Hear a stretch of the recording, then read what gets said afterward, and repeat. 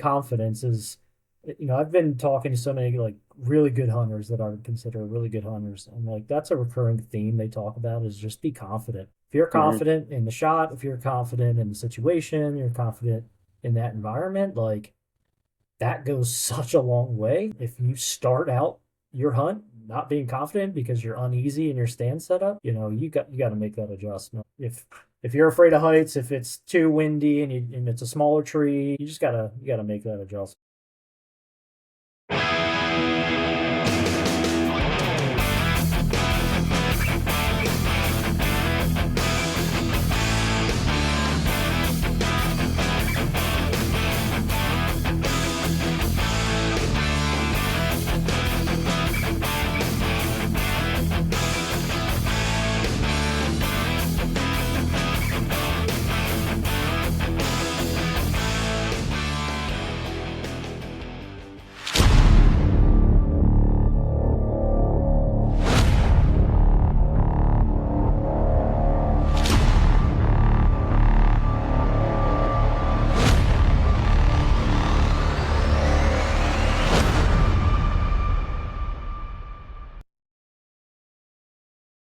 Hey, Hunt family, welcome back to Tracks and Tackle. I am your host, Ron Mentzer, and we got a full house tonight. We're going to be doing a little bit of a round table conversation where we got a couple of the guys coming back on the show. Got Kris with us tonight. How you doing, Kris?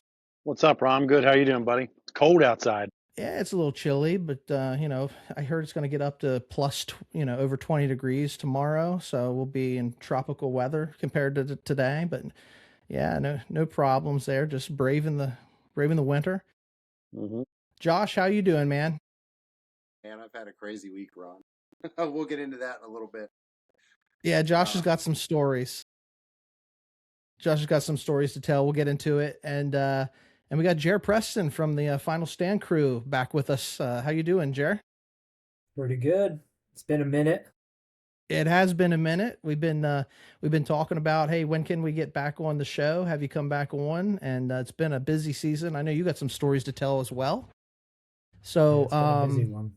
yeah, no, it's great, man. We love seeing everything that everybody's doing, and this is why we do this. We come together and try to sit around the digital campfire here, and we're going to tell some tailgate stories. So, Kris, I'm going to pass it to you and let you lead us tonight. Why don't you go ahead, and I'll just sit back with the boys and comment. But, take it Right away, on. brother.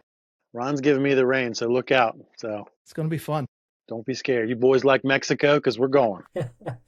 I don't know why, Kris, but in the intro, I just envision you just like standing over top of a duck, riffing that guitar riff for some reason. I can do that. That sounds awesome, actually, to be We honest should with you. recreate it. AI can do that for us, right? So, we had some other guests that couldn't make it tonight, guys. We're going to try to do like an end of season kind of deer season roundtable topic. Ron and I have been batting some ideas around. I am not the biggest deer hunter. I'm the brown it's down guy. And maybe that's why ICE offered me a job. Just kidding. That's a joke. Everybody relax. That's Um, but I'm going to leave it up to you guys. We're going to do like a little bit of roundtable, kind of rapid fire stuff. Starting with you, Ron. We're going to go around the horn here. He's going to keep me reined in because I like to talk. That's why I'm going to ask the questions tonight. But starting with you, Ron, let's go real quick. What's the best or favorite tip that you learned from a mentor, your family member, grandfather, dad? Like, what's your favorite tip you lean on all the time? my favorite hunting tip that's been given Yeah, to me by something a like that. mentor. Or let's ask it this way: what's something that has really made an impact on you? Well, I guess for me, it's you gotta put the time in, right? You hear the cliches, you can't kill them from the couch, that sort of stuff. And I understand there is a science to the game of chess when you're hunting, big deer, and you're after that. Like, you don't want to blow out a stand too early in the season, that sort of thing, you know. But something that I care with me is you got to put the time in. So you got to be in the woods. If you're not outside, your chances are zero. So it's like, Wayne Gretzky used to say, you miss 100% of the shots you don't take. So you got to get in the game.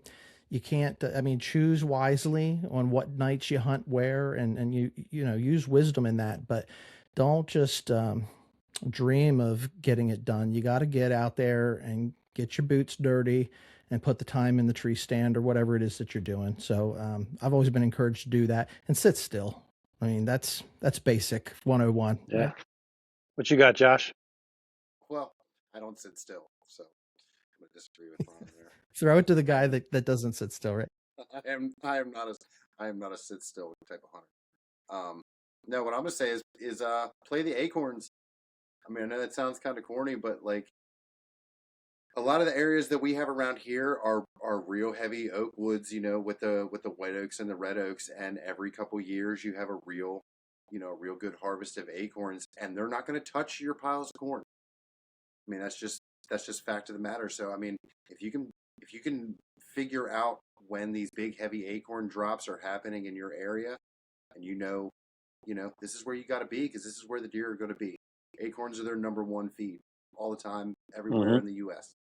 So if you guys have a good spot, or if you can find a spot, or if you even know somebody that's got oak trees in their yard and rake up some acorns and put out, that's your best bet.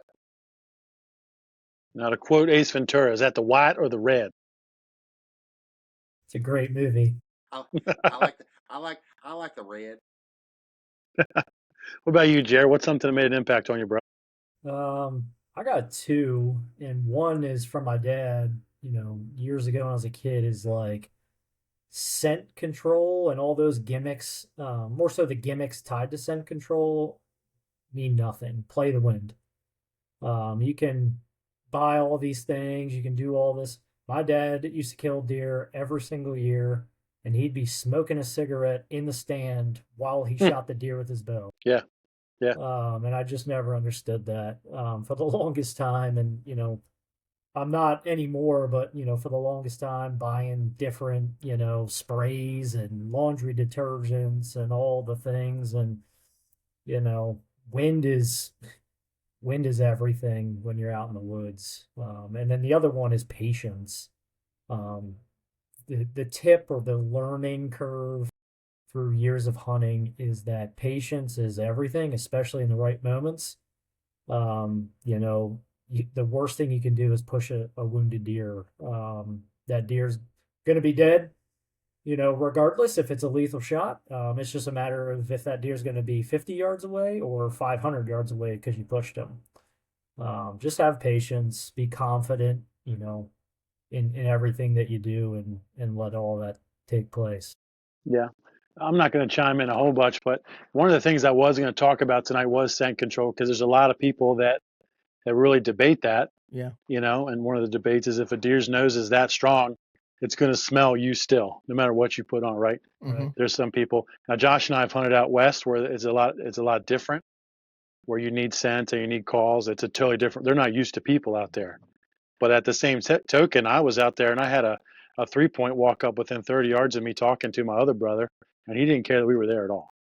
Yeah. So that's a subject for another day. So pretty good answers, dudes. Hey, Kris, let me throw another one out there to you. Yeah, hit me. It's always like you listen to everybody else and then you think of another tip. But a great tip is, when you're in your tree stand, you want to position yourself where the sun is not hitting you in the face. You want the sun to your back, right? So it's a simple tip, right? New hunters or people who haven't been shown that can make or break your evening sit or your morning sit for that matter. You want to be in the shadows and blend in. So always have the sun to your back, and it'll make the difference. Yeah. Same goes with stalking. Same goes with trail cam placement. All those things can apply with the sun for sure. Yep. John Wayne said, "Don't fish with the sun on your back on over the bank." So yes, that's he a true did quote say from that. a movie, right? So, all right, those are pretty good ones. I skipped one. I'm going to go back a little bit. Each of you, what's a highlight from this year for you guys? Favorite memory, highlight, anything you want. Doesn't have to be deer hunting, but go ahead, guys. I have a bunch. I'm just gonna rapid fire 3 real quick. Okay, number 1 was my daughter killing her first deer this year. It's my highlight of my life. That was awesome. Number 2, the most unsuccessful hunt I've ever had, but it was the coolest thing I've ever seen. I was watching these two bucks almost the entire rut. I hit the rattle bag one day, and they came in one right after the other, and I didn't get to see a fight, but I got to see like a precursor to a fight where this real old, mature buck was like literally raking at the ass of this younger, pretty nice looking buck right in front of him for about 10 minutes trying to push him out. So that was pretty cool. And number 3, Kris, was that when Tristan killed his doe and we were all there together. I mean, that was cool watching the kids take the lead and track that deer, and you and I just kind of hanging back. So for me, I mean, those are my top three highlights from this year. I did kill a couple deer, but that doesn't even matter. Having fun with the kids, man, that was a great year. What you got, Jere? Man, for the team, we had just a year of highlights, to be honest. I mean, not even just personal successes to crazy hunts, but we had a couple of our kids' first deer kills this year. That's always just sets you over the moon. Our buddy Jason in Kansas got to come out east here, and we put him on a whitetail and a Sika deer, his first Sika deer down in the marshlands, and it's always fun to get people there first. And then for me personally, my big highlight was slapping that slob on opening day down in Maryland archery with velvet. I forgot you did get a hammer the first day, didn't you? With velvet still dangling. Wasn't my goal. The goal was a full velvet, but I just couldn't pass him up. It was just unreal. But yeah, I mean, the guys in general, we had a good year. I mean, Tim had a year for literally the record books. He killed 3 absolute giant deer in 3 different states in a matter of a week and a half. I mean, it was fantastic. And actually, just recently, one of my best buddies that finally just got into hunting, I got his first deer, his first buck in the last couple of years.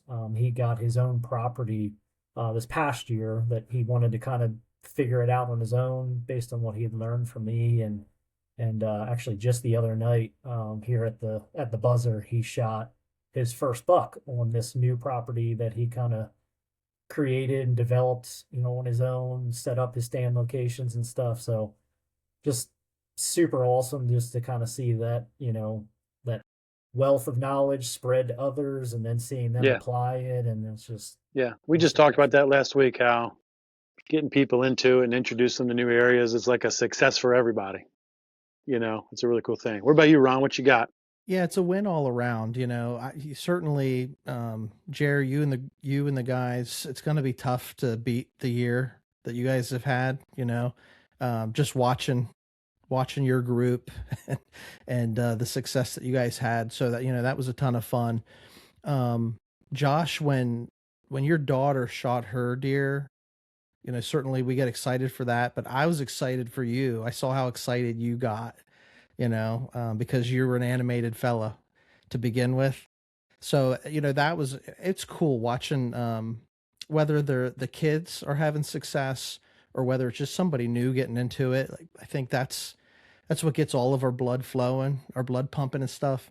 For me, I mean, listen, you guys hear me week in and week out on the show, and I'm pretty much tell all my stories, but a highlight this year for me, it was kind of a slow season. I was seeing deer early on in archery, and I put the time in. That's, like I said to the first question, you put your time in the woods. So I was out a lot, and I was passing on a lot of small deer, just seeing deer, but none of them were anything that I wanted to put into the freezer. Didn't want to waste an arrow on. And, as it gets later into the season, closer towards the rut, your attitude changes on what you're going to pass on, what you're going to take, that sort of thing. And, got to be, we go up to our camp and we hunt one solid week for the rut every year as a group, as a family. And I got to go up early in the week and hunt a day by myself before the rest of the family got to show up.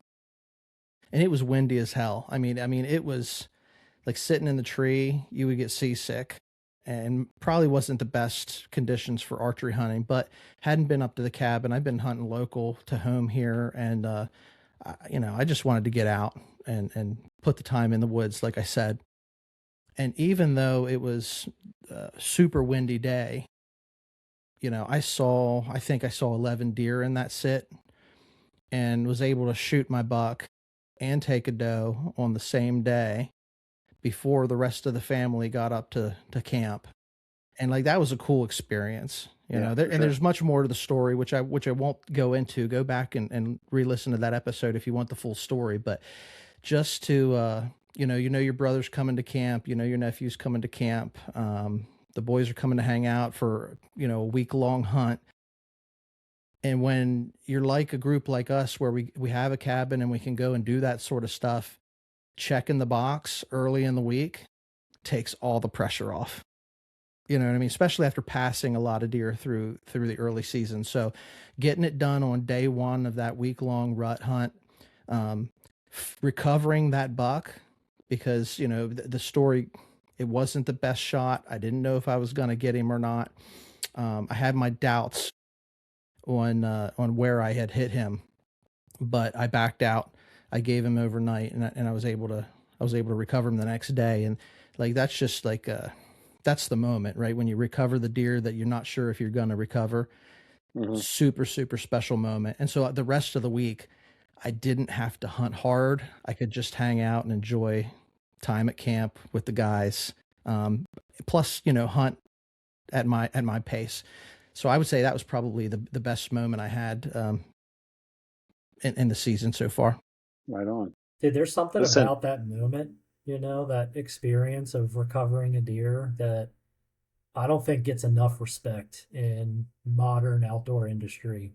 Doesn't get talked about as much as just the amount of respect that, I and the rest of our team and you guys have for these animals, and just to go through that like roller coaster of just pure excitement and doubt, and then pure happiness and sadness. It's unbelievable just to live that and share that with others. That's I'm incredibly grateful. Yeah. I mean, I thank the Lord when I recover an animal. I'm thankful for the life it gave. It's like the memes or the videos that you see online where it says, when you stop to think, you're the first person to put hands on that animal. Right. It just hits different. And so recovering the animal, especially after, if you have that question mark in your mind on an evening hunt where you hit one with an arrow and you got to go back the next day to trail it. When you recover that, and that relief that you got, so I'm so grateful for every animal that I take that way. So that's a good call out, Jere. Yeah. I'm going to piggyback that and do the next thing. Josh and I, other people have too. It's getting popular, but Josh and I started a couple months ago following a page called Hunt Quietly. I don't know if you guys are familiar with that. I think I sent it to you, Ron. Right. Jere, I don't know if you followed it all. It's Matt Ranella, Stephen Ranella from Meat Eater's brother, who just kind of went off the rails a little bit. And he kind of is totally against everything that Meat Eater is and big hunting media is. And I started reading it, kind of seeing what this guy was doing, because, everybody knows Meat Eater and a lot of that product and stuff. And he's even been on the show, but just totally opposes a lot of it. And his base for his stuff, it's called Hunt Quietly, is just, you guys can all make your own decisions. He does have some really wacky views on stuff, but the main thing is their respect for the animal. A lot of people taking photos with wounded or injured or just kind of gory pictures. But where do you guys stand with that? Like, what about a grip and grin? I mean, where are you guys at with that? I'm about it. I'm a picture guy, but there is a fine line there. So, I mean, you'll learn in the industry, especially when you talk to some high caliber companies, they want the success picture, like they want that kill picture with their product and their logo next to it, but they want absolute class and ethics applied. They want you photoshopping, editing the tongue out of the picture, the blood out of the picture, They want a good, serene backdrop, something that is going to present the glory, really, that animal is presenting in that moment. I mean, that's the industry standard. And I'm not familiar with him directly, but there are some other kind of callings out there around that. And I think a lot of this hype has really taken off because of what social media has become, Hmm. and just kind of the show me kind of attribute of it. And it's unfortunate because I think there's a lot of good people that have good intentions and don't have, they're not disrespectful to the animal by any means or anything like that. But I think the hunting community has taken a little bit of a hit because of that little bit of evolution in the social media world. Yeah. That the saying, a picture is like 1,000 words, right? So, one negative image can do a lot of detriment to the sport. So being thoughtful or mindful when you are taking those shots. I'm a picture guy too. That's why Kris and I get along. We connect on just the style of, let's capture the moment, make the memory, that sort of thing. I'll call out Jere, because we follow you on Instagram and your channel, and beyond the picture, a lot of your captioning, like even the videos that you do, there's an appreciation, like you can read it in the words that you write when you caption the post, right? You can tell that you put some thought into it, and it's definitely positive. And I encourage anybody that's listening to go follow you on Instagram and elsewhere. But I don't know. I hunting with some younger guys, and they talk about what you see on Facebook or you see on Instagram. You see everybody's best on social media. You don't see the hours that were put in to get to that position, to get that shot on that trophy deer, or and you don't see the failures, but it's all part of the sum ingredients to get that person to that place. So I'm all for taking that photo, doing the grip and grin. I try to, and my pictures that I take of our family and stuff, we do our best to present. But in the same breath, like, we aren't professionals.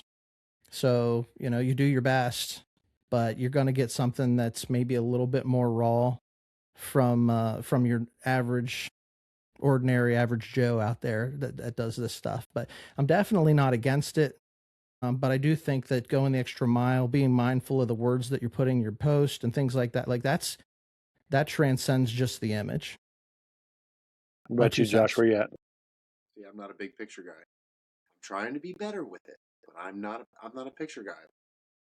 You guys know I skunned my deer off this year, and Kris was like, "Send me a picture," and I was like, "God, okay, let me throw the skull up on a stump." You already had the Yeah, head off the yeah, deer. that's what you get. I don't know. I'm a live in the moment kind of guy, so I kind of agree with it. I kind of don't agree with it. Do whatever you want to I do.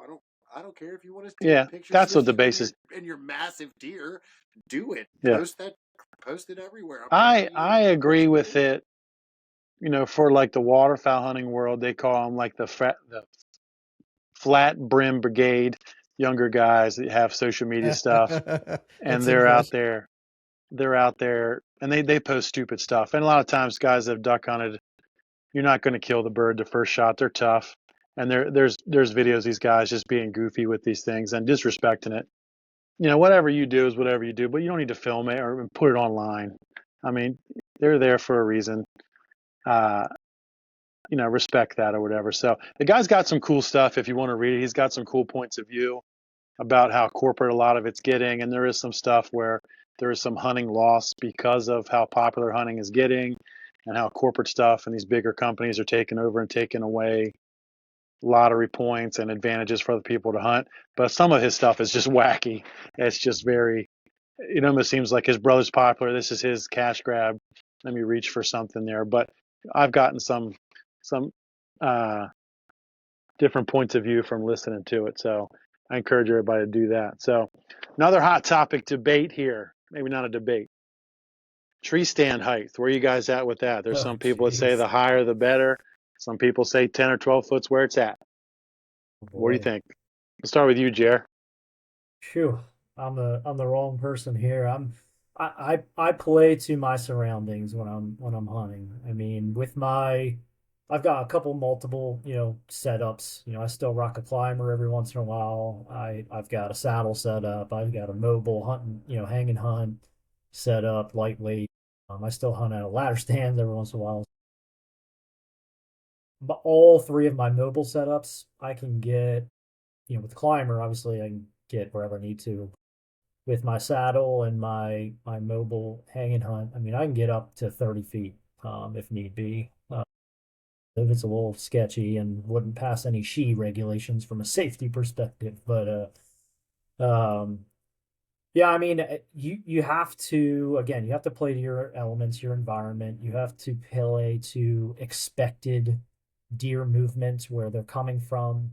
Their eyes are not going to match your eyes. So where they're coming from, their angles and things they're going to be looking at, wind directions, thermals pulling, you have to be in a spot of which you're going to be undetectable. Now, if you're saddle hunting, I'm a firm believer you don't need to really be that high because most time I'm behind the tree. So I'm hunting behind the tree, and I've got that tactical advantage to just peek around and come draw. So my movement's very minimum for a deer to see, anyways. With my mobile hang and hunt, slightly different. I'm setting up based on what that best shot, opportunity is going to be. The one thing I will say, and if our one boy Tim Schlappich was on here, he'd be laughing because we've got a joke. Tree stand I hung out in Nebraska one year on public land, sat there for like 6 years after I hung it because no one wanted to go get it because it was so high. Really? Yeah. But when you do get up higher than normal, probably when you start breaching that like 20-foot mark, you do really have to be comfortable with that shot because you are now introducing an angle that 98, I'm sure, +% people are not practicing. And I've went through mistakes and learned some lessons from that, being so high and taking what I thought was a perfect shot and only getting a one lung because of that steep angle. So you have to, shot placement is going to be key there. But it all depends on your elements. I mean, if you're hunting a bench system along a ridge, you're already higher than that deer if you're looking below you. But then if you got trails above you, you're at eye level. So again, you got to kind of play that threshold of what makes the most sense. Josh, what's up? I say hunt wherever you're comfortable because I've been in some situations where I've been up in tree stands and have been petrified. Climbing tree stands and hang on tree stands that weren't hung properly or whatever. You got to be comfortable while you're up there because if you're scared and you're not having a good time, then I mean, what's the point of it? So Right.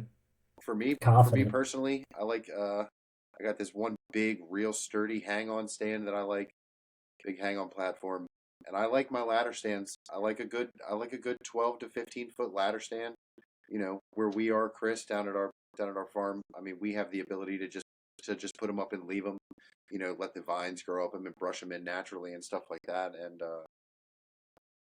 for our situation, it's kind of perfect. If we want to move them or whatever, we always have the ability to do that. But that's You're not going to say that just I saved your life one time in a tree stand? You did. You definitely saved my life one time while We hanging were, your we were tree stand. yeah, thank you. Josh we brings up were a good point there, though. I Yeah, go think ahead. confidence is, I've been talking to so many like really good hunters that I would consider really good hunters. And like, that's a recurring theme they talk about is just be confident. If you're Mhm. confident in the shot, if you're confident in the situation, you're confident in that environment, like that goes such a long way. If you start out your hunt not being confident because you're uneasy in your stand setup, you got to make that adjustment. If you're afraid of heights, if it's too windy and it's a smaller tree, and you just gotta make that adjustment. Yeah, I mean, jokingly, Josh and I were changing a tree stand out, and he climbed up it, and it started to come off the tree while he was up there. I had to like Ray Lewis it against the tree, It's all good. But I remember as a kid, though, our dad, we shot bows with our dad, recurves and kind of compound bows. But our dad, he built a wooden platform stand for his little archery range. And I never saw anybody else do that. And he would go up there and shoot Practice 10, from 12 the feet up in the air, practice from the climb air. that thing. Yeah. What about you, Ron? Where you at with all that? Yeah, I mean, I'm sitting here thinking, so I've got a couple of ladder stands that I hunt out of, and but primarily I hunt out of a climber, because a climber I can get to where I need to go, and I probably don't go as high as what a lot of other guys would go. Right. I mean, some of the stands that we put up with my dad in mind. My dad doesn't like to get off the ground that much, certainly anymore. But even when he was younger, didn't like to get up. He's like 2 or 3 ladder sections, and he's happy. And so some of them are kind of low to the ground. But for me, I'm probably 15, 20 feet up in a tree, and that's good. And just to comment on the confidence piece, look, the reality is, if you're an archery guy, there are so many you can practice everything. You can have everything go through. You're going through everything in your mind, right? You're going through all the motions, right? You have the perfect setup. There's just so many variables that, I mean, if your anchor point's not exactly the same every single time, that flight, that arrow is going to shift. And so you can do everything right and still make a bad shot. And that's, I think, what I love and what I hate about archery is, you have to that deer has to come in close. And even when you don't take the shot, and I was talking about passing on animals earlier, just being in the wild and being that close to an animal, like having them come into you, even when you let them walk, there's something about it. Tree stand height, I'm not 20 foot up in a tree guy, 15, 20 foot up in a tree, because that's enough, for me to get it done, to be comfortable, to be confident. And I like to use I'm most comfortable, I'll say it that way. I'm most comfortable in my climber, just because of the seat. I can sit all day long in that thing. Ladder stand, rear end gets a little tired sitting in those for too long. Cool. We're going to take a time out. Can you guys see this? It's the power of AI. Hold on a minute. That's brilliant. See, I told you. I'm in. That might be my new profile pic. Check it Don't out. tell the Hunt Quietly guy. I'll take credit for that. There you go for the show. Yeah. Yeah. I sent a picture of me. I have this, it actually turned out really cool picture of me standing next to the water that my son just took while I was talking to him. I put that into AI and I said, make a cool 80s metal album cover of me playing guitar standing over a duck. And it was like, boom, done. There you go. Now you just need to plug it into one of those AI video creators, and you can probably make a full-on music video out of that. I'm in. New show intro. All right. Lighten it up a little bit here real quick. Favorite camo style? What's your favorite brand? What's your go-to? Ron, go ahead. Yeah, I mean, I don't spend a lot on camo. I've got more camo than what I can only wear one set at a time. Let's go back. If there was one that was in your price range, what's one you're going to? I mean, I'm a hardwoods hunter guy. You know what I mean? So like, I want something that I can use in archery. It's just as good in turkey season. So I'm like a real tree or a mossy oak type style, which, I mean, they're different, right? But that type of camo pattern, that hardwood pattern is what I hunt with, and it works for me. Josh, what's up? You're right. All right. Jere, you got to give me a good answer. I know you got a good answer, Jere. Yeah, we're giving him bland responses on this. We're kind of across the board. I mean, to be honest, I've been wearing a lot less camo of late. And actually, some of our guys, Kris on our team, I mean, he doesn't wear a ton of camo either. Sometimes, I mean, he's just wearing some flannels and some colors and shapes that are breaking up his pattern. I mean, that's really what it's about. We know based on science what deer can and can't see, and a lot of it just has to do with just the pattern breakup and again how you're situating yourself in the tree stand. But I've learned that I care more about the undergarments than I do the outerwear, because I like lightweight. I don't like big bulky pants, shirts, all that stuff. I don't ever really wear beanies if I can get around it. But I mean, we rock everything from First Light to Drake for some waterfowl action, to even Walmart Realtree, to everyone's favorite in sick gear. And we got a little bit of everything. Calls for the right moment, right environment, landscape, but nothing set. Like I said, I focus more on the undergarments these days. You can't We beat had the Woolworth, yeah, plaid, the Woolworth plaid. yeah. That's actually a big thing. I follow a page called Old School Hunting, and it's a big thing up north where guys still wear that, the green or the red, and they go out and I mean, anything under the sun, they're just smashing, to the extent where these guys will still take out flintlocks or hammer and striker type weapons, and that's what they're wearing. I think that's cool. Ron and I had a debate with Chase from the Yackers while we were sitting in the blind watching no geese fly by Sitting in the snow. On Saturday. Yeah. So about that stuff. All right. Favorite gear, tool, or asset you use this year? What's favorite thing you use this year for anything? Round the horn. Start with Ron. Well, for me, I got a new bow this year, so like that was cool. I was What'd you get, really Ron? itching to, I got a PSE that it was overdue for me to get. My old bow was fine. There's nothing wrong with my bow, but I put a hit on a nice little buck last year. Hit him in the shoulder. I thought it was a perfect shot, but found out I hit him in the shoulder, and it just didn't penetrate that bone. And so aggravated me enough that I broke down this past summer and got myself a new bow. So look, when you make a purchase like that, because this bow, probably I'll hunt with it for the rest of my life unless something goes wrong. Like I don't go out and buy a new bow every time, the latest and greatest comes out. So drawing first blood with that was kind of special. So I mean, as far as a tool goes, that's a big one. But yeah, I mean, for me, it's the simple stuff. It's a good light. It's something. It's your boots that you're wearing to keep your feet dry, to keep your feet warm. Those type of things that enable you to stay out longer and put the time in. Josh?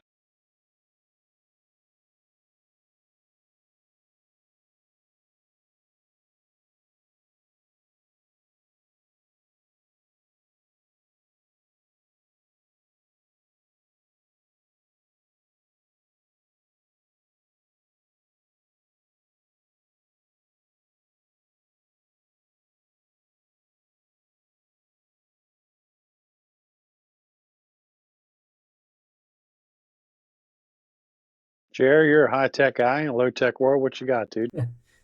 Oh, I'm a pretty simple guy. I mean, I like gear. A couple of our guys are gear junkies for sure, but I my favorite tool this year was a retractable bow hoist by HSS that just clips right onto my saddle, and I just reel it back up. It's so easy. It never gets tangled. I don't get knots in it or anything. I used to hate that so much. That's been a little bit of a game changer for me.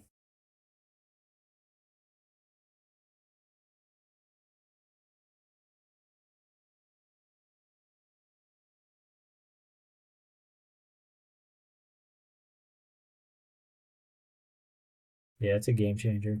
I broke down and got a new camera arm this year. I got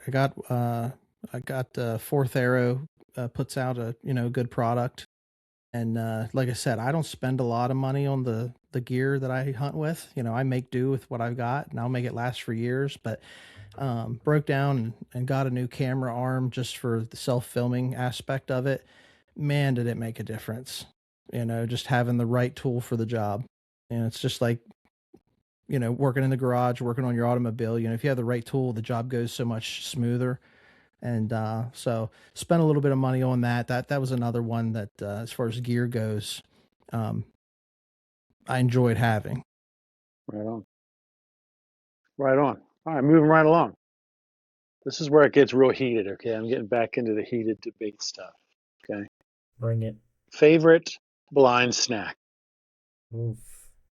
There are right answers and there are wrong answers. There are. Now, Ron will tell you that I had pretty interesting blind snack the other day. So I have not eaten much sugar lately, so I had a sugar-free white monster Eesh. and a thing of grapes and cheese in the goose blind the other day. Grapes Yeah, and cheese. all but a That's charcuterie board. How do you say Yeah. that? Sorry, yeah, I call them coochie boards, but coochie boards. Yeah. So that's basically what we had, just Oh, that's wine and hilarious. cheese. where you at, Ron? What's your favorite snack? All right. So guys, I mean, pretty plain guy. Mountain Dew and a can of chew will go a long way. All Yeah, he right? had that. That happened. That was there. Mountain Dew and a can of chew will get you through the day. In fact, he had a Is that mild a panic country attack. song? That should be a country It song. It should be a country song. Mountain Dew and a can of chew. That's the next album cover we're making. So, but as far as blind snacks, what's worked for me, I'll just say what's worked for me is peanut butter crackers. They make a little bit of noise. Obviously, you got your little Debbie's. You can't go wrong with that. An oatmeal pie or a Christmas tree cake, or all that Christmas tree stuff's cakes. great. You know what I mean? But for me and with our family, my brother's a big scent guy, and I've told this story before, but it's worth telling again. A couple of years ago, we went for our rut hunt, and I killed on Monday, and so I told him, well, let me just film you. I don't got a buck tag anymore, but I'll go out. I climbed up and put my climber up and stand next to him. And I don't know, I was probably, within 6 to 8 yards of where he was. But a good cameraman always has snacks. That's the number one rule of hunting with Mentzer outdoors, at least. A good cameraman brings snacks.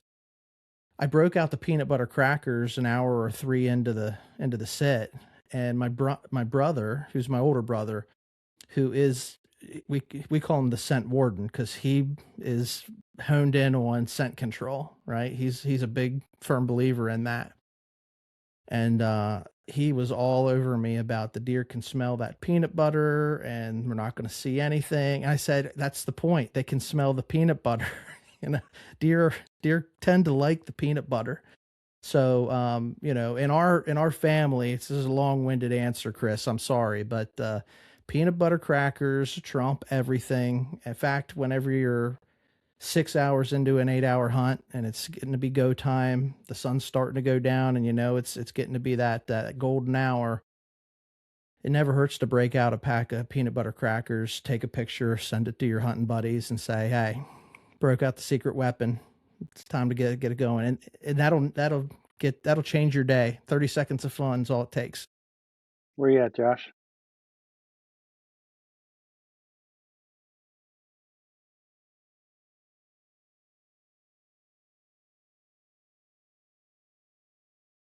That's the lamest thing.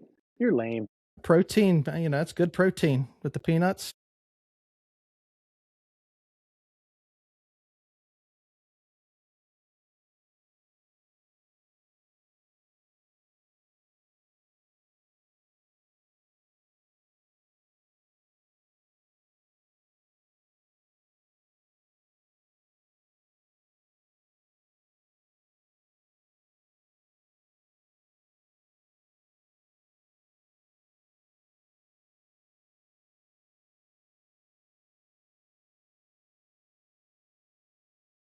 Welch's Fruit Snacks, is that close enough to grapes, Kris?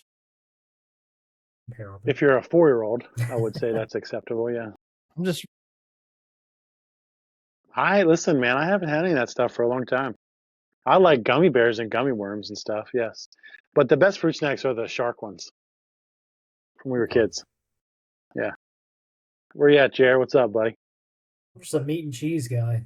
Cut up some bologna, See? cut up some Coochie cheddar board. cheese, some deer bologna, whatever I got, and that's all I'm taking. a couple of years ago I had I wear a vest. I layer, like Jerry, you were saying, so I layer up long sleeves, but I had a vest on sort of just keep my core warm, and I had a bag of jerky in my pocket, and I was just chewing on that jerky throughout the day and stuff. Well, it must have been fragrant enough when I came home and, the clothes went into the clothes pile or whatever. Dog got into my vest and just chewed the heck out of my pockets. So the vest's still good, but it's got a big hole in the pockets. And that just reminded me. So now I'm hesitant to put that jerky in my hunting gear. I just I'm got to gonna be give a smart shout out where to I throw it down. Shout out to my boy Cody. I mean, the best blind snack ever is a Pop-Tart. So It's too loud. I think we disagree on the flavor. It's too loud unless if you're pre-assembling it in like a Ziploc or something. But I feel like the foil paper of the Pop-Tart is going to be too loud. When I deer hunt, now I'm not as hardcore as you guys. So generally this does not take long, but I won't eat my snacks until I get one. So that's where I'm at. I think Cody likes strawberry. I'm a blueberry guy though. I'll have to text him and ask him. So, okay, real quick as we start to wrap up, dream trip or adventure, doesn't have to be hunting. What would you do? Money's not a question. And I'm talking just you. You have a chance your wife can go to the beach and be on a cruise. You get a chance to go wherever you want, do whatever you want. Where are you going, Ron? I think that, we've talked about this before. Perfect scenario, I'm in shape and I can hike it and handle it. Everybody wants to go on that elk hunt out west and take an elk, but I would love, if it was a dream scenario, bighorn sheep, no doubt. Bighorn sheep, if I could have an opportunity to hunt one of those and was in shape and could do it. I don't think I could, right? Get to where they go, but that would be a dream come true, no doubt. Jere, where you at, bud?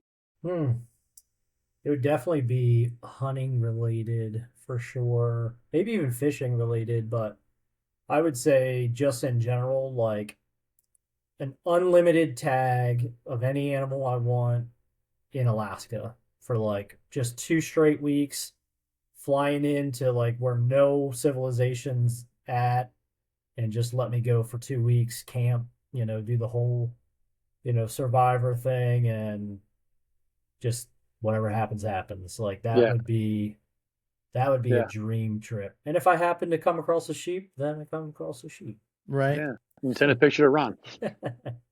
Josh, we lost him for some connection issues. I mean, I'm late to the party, but I've been watching the Outdoor Boys with my kids, and that dude is just up there fishing. Yeah. And I wouldn't turn down hunting stuff, but I would love to go fish some rivers, and I love having my family and my boys with me. I think selfishly, I would love to go to Montana or Wyoming, Alaska, and just fish in the mountains in the quiet. No rush. That's what I would choose. But yeah. So that's a hard because like I've definitely gotten more into hunting of recent, but my dad and I spent my entire childhood fishing, and like just like picturing going up north into Canada or Alaska somewhere and just ripping some salmon just nonstop, would be just an absolute blast. Oh, it's just killer. I've had some successes this year and some not. So I'm already thinking about fishing. I have a couple more things for some goose and some ducks that I'm still thinking about. I'm not quitting yet, but I'm on to fishing. Josh, you back? All right, there he is. He's back with us. Josh, dream trip. What are you doing? Dream trip for what? For anything? Yeah. Anything you want. You got a dream trip. I want to go somewhere on the western coast of the Alaskan island somewhere to do a 3-way seafood bear hunt black-tailed deer hunt. Blacktail I'd, would be I'd, fun. man, I'd love to go catch shrimp in the Bering Sea. You know what I'm saying? And He didn't then hesitate, go. man. He's thought about this. Oh yeah, that's 100%, man. I'm going up to the Prince of Wales Islands or somewhere in that area, and trying to get on a blacktail or trying to get on a black bear, and the seafood there is crazy, man. They got the Dungeness crabs, the king crabs, the sea cucumbers, urchins. I'm all about it. That's where I would live if my parents weren't alive. That's very ominous. If Well, my parents ever die soon, all right, we're going to go around the horn. We're going to start with Jere, and then we're going to end with Ron. Goals for next year, and then as you wrap that part up, each of you tell me where to find you guys online. So, what's your goal for next year, Jere, and tell us where to find you guys online. Yeah, man, it's just continued growth for us. It's finding ways to be relatable. That's our mission with Final Stand, is just trying to be relatable to the average Joe. We're out grinding public land just like everyone else, and we want to be able to share, as I think Ron mentioned earlier, like not just the successes, but all the failures too, and how do we overcome it, things we've run into, because, you learn from everyone else. I mean, that's the greatest gift that we have in life, is we can all be sponges and learn from one another. And that's our goal, is just to continue to spread that footprint with others, and continue to build this community, especially with kids. You've seen it in pictures and videos with a couple of our guys' boys and even daughters now getting into hunting and just the outdoors in general. It's just trying to continue to push that legacy, and then obviously just continued growth on our own YouTube channel and social media, and hoping to, one of my favorite times of the year is our Christmas giveaway that we've done now 2 years in a row. And like, something about it, I just love it so much. Like, being able to like give stuff away. Like, I literally wish I could do that every day. I wish companies would just send me a bunch of stuff and I could just give it away, because it's just so much fun to like be able to give to other people. That's a personal calling of my own, but like, that's what I would love to do, is get to a point where, either through our sponsors or through collaborations or whatever, is we could just build some cadence where we're just giving stuff away, giving hunts away at some point. That would be so much fun. Make someone's, dream come true. Yeah, that'd be wild. But you can find us on Instagram, Facebook, TikTok, YouTube, Final Stand Hunt, and come check us out. Right on. Thanks, Jere. Josh, what's up? Man, I got a lot of goals for this year. Hey, I want to get the YouTube channel back up and running. That's number one. Number two, I want to figure out a way to help educate more. I mean, I know that's kind of what we lean into here. With what we're doing is we try to help educate the next generation, and we're all about family and traditions and passing that stuff on. And I'm trying to find a new way for me personally to lean into that a little bit more. Thinking about trying to sign up to become one of the hunter safety instructors in the state of Maryland, because they're bringing back the in-person courses. So that's something I might lean into real hard. So that's one of my big goals this upcoming year. Where can we find you at? Oh yeah, I'm at the Cookbook 3B on Instagram and at the Cookbook on YouTube. So check it out. Right on. Thanks, Josh. Ron, close us out. Well, I think, look, one of the goals that we have is, we've been trying to build an online community here through the Tracks and Tackle podcast, with the collaborative group, the network that, look, all you guys, what you bring to the table matters, and we got a lot of people that have said, hey, I want to be part of that. But we got some guys that are like really engaged in it, and then we got other guys that are, they're in the chat, but they don't engage so much. What I would like to do is I'd like to solidify that, but try to get some of the guys that are regional or local to cross pollinate and do stuff like we're doing here, where we're just getting together and hanging out and telling stories, and how can we boost one another? How can we benefit one another? and really solidify that community, while leaving it open for new faces to come in. And everybody's welcome. One of the things we said when Kris and I were talking about getting this thing rolling out is we don't want to gatekeep. It's not like some people are invited and other people aren't. We just want to create a place for people to come and belong.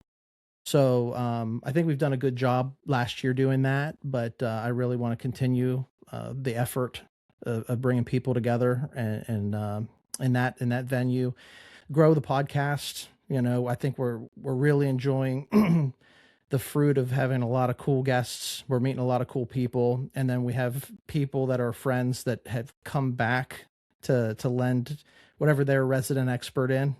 So just keep continuing to go with the podcast and as far as that goes, and grow that to just, we're not a professional group. We're a bunch of blue collar guys that like to hang out, and we're having fun, meeting a lot of fun people and having some fun times once a week coming together. So like, I really want to focus on the podcast and the collaborative this year and see whatever the next level looks like. And part of that's getting feedback from the people that are part of the group, trying to get a temperature on what is it that they can, if you're going to be part, how can we make it a value to you too? So that's it.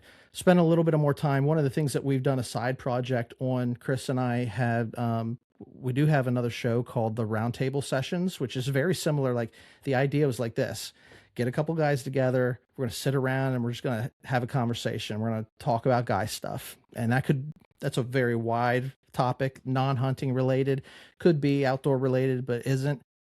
We rolled that out and, took a breather on that. But recently I've done a couple solo episodes, just narrating it's a segment we call Blood on the Saddle, which is talking about frontier heroes and the men that tamed the West and pioneer days and that sort of stuff. So I want to continue to put that product out as well, as far as, and grow that channel as well. So you can find us certainly, Mentzer Outdoors, on YouTube, Facebook, Instagram, and follow Tracks and Tackle at all of the above as well. We're on YouTube. We're anywhere you can find podcasts, and certainly we're on Instagram, Facebook, etc. So those are my goals.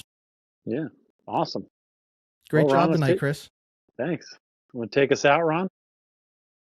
Well, yeah, man, we gave Kris the reins tonight. The verdict is out on how he did, but I think he did an all right job. Appreciate you, Josh, for hanging out with us tonight. And Jere, finally, we lassoed you, wrangled you in, man. Appreciate you hanging out. Hang on with us a couple more minutes. I'm going to roll the outro. But to all of you folks out there that are with us to this point, appreciate you following along. And sticking with us for this long. Just remember, our tagline's always, so we encourage you guys to get outdoors. Nature is our playground, and stay wild. We'll see you next time, everybody. See you, dudes. Mallard death.